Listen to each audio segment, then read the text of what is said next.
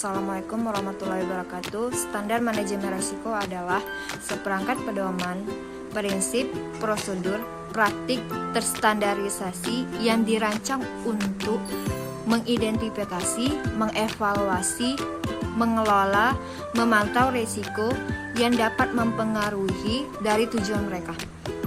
Standar ini memiliki kerangka kerja yang terstruktur, teruji untuk memandu organisasi dalam melakukan aktivitas manajemen risiko yang efektif dan efisiensi. Skop dari manajemen risiko ini sangat luas dan implementasinya disesuaikan dengan kebutuhan dan memiliki karakteristik unik dari setiap organisasi tersebut. Namun, prinsip-prinsip yang dari identifikasi, evaluasi, pengelolaan, pemantauan dari setiap organisasi ada dalam standar tersebut. Standar manajemen risiko ini pada umumnya di Indonesia memiliki dua tipe, yaitu ISO 31000 dan KOSO. ISO 31000 International Organization for Standardization adalah standar internasional yang memberikan panduan umum dalam manajemen risiko. Standar ini diterbitkan oleh International Organization for Standardization yang memberikan kerangka kerja yang dibutuhkan oleh organisasi dari berbagai sektor dan diukur untuk mengidentifikasi, mengevaluasi, memantau risiko yang lebih efektif.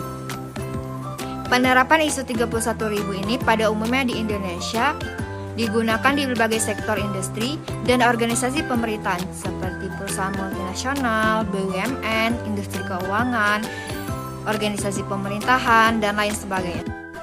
Penerapan ISO 31000 di Indonesia membantu organisasi dalam mengembangkan pendekatan yang lebih terstruktur dan efektif untuk mengelola risiko mereka,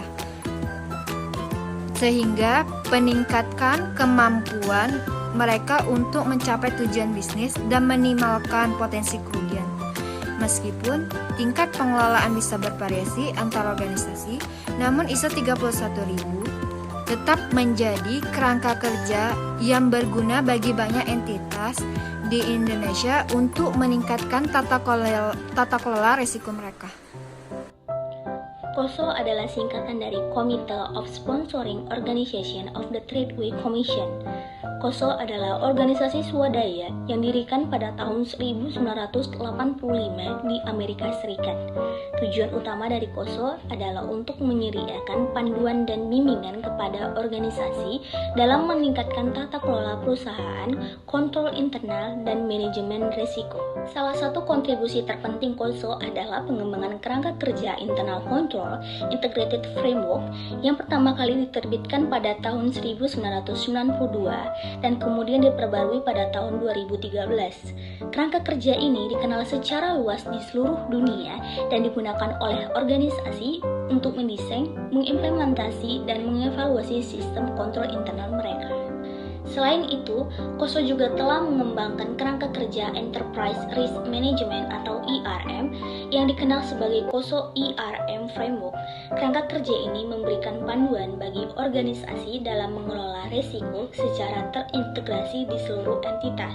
Penerapan KOSO ERM membantu organisasi dalam mengadopsi pendekatan secara sistematis dan terintegrasi dalam mengelola risiko, sehingga memungkinkan mereka untuk mencapai tujuan strategis mereka dengan lebih efektif dan efisien. Kerangka kerja ini telah menjadi standar industri yang diakui secara global dalam manajemen risiko perusahaan.